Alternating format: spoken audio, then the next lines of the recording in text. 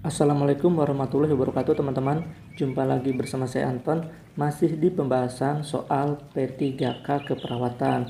Bagaimana persiapan belajarnya teman-teman? Mudah-mudahan teman-teman sudah siap. Karena setiap usaha belajar kita saat ini adalah bekal kita untuk masa depan yang lebih cerah. Jadi berikan yang terbaik dalam ujian kali ini. Langsung saja kita ke soal yang pertama. Seorang laki-laki 28 tahun, pos fraktur tibia sedang menjalani rehabilitasi dengan menggunakan alat bantu kruk.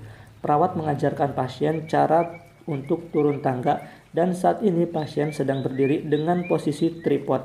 Apa tindakan selanjutnya yang harus diajarkan perawat?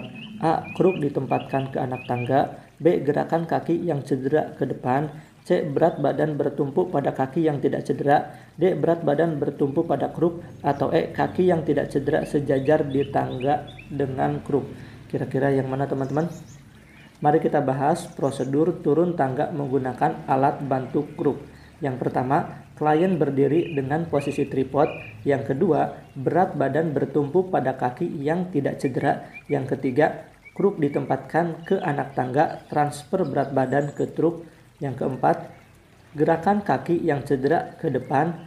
Yang kelima, kaki yang tidak cedera sejajar di tangga dengan kruk. Dan yang terakhir, ulangi urutan sampai mencapai tangga bagian bawah. Jadi jawabannya adalah berat badan bertumpu pada kaki yang tidak cedera, yang C. Kita ke soal nomor 2. Seorang lansia 65 tahun tinggal di Panti Werda sejak 2 tahun lalu. Berdasarkan pengkajian terbaru dari perawat, klien mandi, berpakaian, toileting, berpindah, dan makan dengan bantuan perawat. Apa kategori indeks CATS pada kasus di atas? Kira-kira apa teman-teman?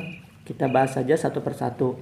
Ada kategori A. Kategori A yaitu lansia mampu melakukan 6 aktivitas tersebut secara mandiri. Jadi ke-6 aktivitas ini bisa dilakukan secara mandiri. Kemudian kategori B, lansia mampu melakukan 5 aktivitas secara mandiri. Kategori C, lansia mampu beraktivitas mandiri kecuali untuk mandi dan 1 fungsi lainnya. Dan yang D adalah lansia mampu beraktivitas mandiri kecuali mandi, berpakaian, dan 1 fungsi lainnya. Kategori E, lansia mampu beraktivitas mandiri kecuali mandi, berpakaian, toileting, dan 1 fungsi lainnya. Kemudian kategori F adalah lansia mampu beraktivitas mandiri kecuali mandi, berpakaian, toileting, berpindah tempat, dan 1 fungsi lainnya. Di sini kan ada mandi, berpakaian, toileting, berpindah tempat, dan makan. Berarti ini jawabannya adalah yang D. Sementara kategori G adalah 6 aktivitas klien yang diujikan bergantung pada orang lain. Baik, kita ke soal berikutnya. Seorang perempuan 35 tahun dirawat dengan luka bakar. Hasil pengkajian, luas luka bakar adalah 20%, grade 2. Berat badan pasien 64 kg, tekanan darah 90/70 mmHg, frekuensi nadi 104 kali per menit. Saat ini pasien terpasang terapi infus RL sesuai order. Apakah kriteria keberhasilan terapi cairan pada pasien tersebut? A. Tidak terjadi edem. B. Pemberian cairan 2560 ml tercapai dalam 24 jam. C. Tidak terjadi peningkatan berat badan. D. Urin output mencapai 32 sampai 62 ml per jam. Atau E. Tidak terjadi infeksi. Di sini pasien sedang terpasang terapi cairan RL ya. Kemudian untuk mengetahui kriteria keberhasilannya, kita bisa mengukur melalui urin output. Urin output normal itu adalah 0,5 sampai 1 mili per kilogram berat badan per jam. Jadi 0,5 dikali dengan 64 itu adalah 32 dan 1 dikali 64 itu adalah 64. Jadi jawabannya adalah yang D. Soal nomor 4. Seorang perawat melakukan pengkajian pada seorang ibu 27 tahun. Saat melakukan pengkajian, perawat mendapatkan data TFU pasien 28 cm, teraba keras dan melenting. Pada sisi abdomen sebelah kanan terdapat bagian kecil-kecil dan presentasi janin belum masuk PAP. Apakah bagian yang berada pada sisi kiri abdomen ibu? A. Bokong, B. Kepala, C. Punggung, D. Jari-jari, atau E. Salah semua.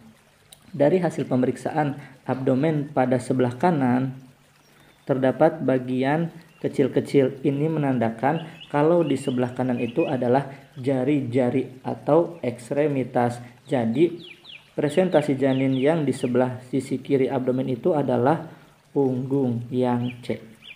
Soal nomor 5. Ketika sedang melakukan pengkajian status kesehatan di desa, perawat menemukan seorang lansia 75 tahun mengalami halusinasi. Perawat menyarankan agar klien dirawat di rumah sakit jiwa, namun keluarga menolak dan akan merawat di rumah saja. Apakah dilema etik yang terjadi pada kasus tersebut? A. Beneficent dan non-maleficent, B. Beneficent dan otonomi, C. Non-maleficent dan otonomi, D. Justice dan otonomi, atau E. Otonomi dan akuntabilitas. Di sini perawat ingin klien dan keluarga memperoleh manfaat lebih banyak jika klien dirawat di rumah sakit, berarti beneficent. Namun, perawat akan melanggar otonomi keluarga jika memaksakan saran yang diberikan ataupun sebaliknya. Jadi jawabannya adalah beneficent dan otonomi, yang B. Soal berikutnya. Seorang wanita hamil 26 tahun dibawa ke rumah sakit dengan keluhan mual muntah yang semakin sering sejak 5 hari yang lalu. Klien selalu muntah setiap kali mencoba makan dan minum. Berdasarkan hasil pengkajian, klien tampak lemah, turgor kulit menurun, mukosa kering, frekuensi nadi 120 kali per menit, dan teraba lemah. Apakah masalah keperawatan yang dialami pasien saat ini? A. Hipovolemia, B. Risiko hipovolemia, D. Defisit nutrisi, D. Nausea, atau E. Risiko ketidakseimbangan cairan. Kira-kira jawabannya yang mana, teman-teman? Jawabannya adalah hipovolemia. Karena di sini sudah ada tanda-tanda ya, nadinya 120 kali per menit dan terabanya lemah. Ini menandakan terjadinya penurunan cairan di intravaskuler, intersisial, dan intraseluler. Jawabannya yang A, teman-teman. Soal nomor 7. Seorang perawat melakukan pengkajian pada sebuah desa. Berdasarkan hasil pengkajian, sebagian besar warga tidak memiliki kamar mandi. Warga setempat memanfaatkan sungai untuk mandi, mencuci, dan kakus atau BAB-BAK. Apakah diagnosa keperawatan pada kasus di atas? A. Defisit kesehatan komunitas, B. Manajemen kesehatan tidak efektif, C. Perilaku kesehatan cenderung berisiko, D. Pemeliharaan kesehatan tidak efektif, atau E. Kesiapan manajemen kesehatan diri. Kira-kira yang mana, teman-teman? Kalau yang A, defisit kesehatan komunitas itu adalah terjadinya lebih dari satu masalah di komunitas tersebut. Kemudian yang B, manajemen kesehatan tidak efektif itu adalah suatu komunitas itu sudah tahu cara mengatasi masalah, namun tidak bisa mempraktekannya. Kemudian kalau yang C, perilaku kesehatan cenderung berisiko adalah ada perilaku yang maladaptif tapi belum terjadi masalah. Maka jawabannya adalah yang C. Di sini komunitas tersebut mandi, mencuci, dan kakus di sungai tapi belum terjadi masalah, maka perilaku kesehatan cenderung berisiko. Kalau pemeliharaan kesehatan tidak efektif, ini adalah sudah terjadi masalah namun komunitas tersebut tidak tahu cara mengatasi masalah tersebut. Dan yang E, kesiapan manajemen kesehatan adalah data-data yang didapatkan itu adalah data-data positif. Misalnya 90% masyarakat rajin memeriksakan kesehatannya. Kemudian 90% lansia rajin mengikuti senam lansia. Itu adalah data-data positif. Maka jawabannya kesiapan manajemen kesehatan. Baik, soal nomor 8. Seorang perawat komunitas memberikan penyuluhan pentingnya pemberian ASI eksklusif. Setelah penyuluhan, perawat mendapatkan hasil evaluasi masyarakat memberikan respon positif terhadap penyuluhan. Apakah jenis evaluasi yang sedang dikaji perawat saat ini? A. Evaluasi kognitif, B. Psikomotor, C. Afektif, D. Sumatif, atau E. formatif. Kira-kira yang mana teman-teman jawabannya? Jawabannya adalah evaluasi afektif, yaitu evaluasi yang bertujuan untuk mengetahui bagaimana respon klien terhadap intervensi yang dilakukan. Di sini kan responnya respon positif.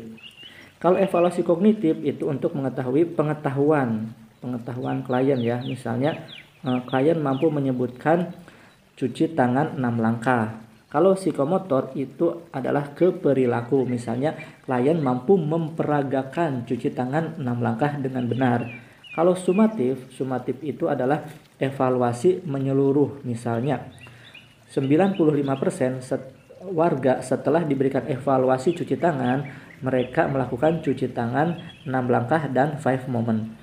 Kalau evaluasi formatif itu adalah evaluasi saat berlangsungnya acara. Misalnya acara dimulai jam 8 sampai jam 10 dan jumlah peserta 24. Itu adalah contoh evaluasi formatif.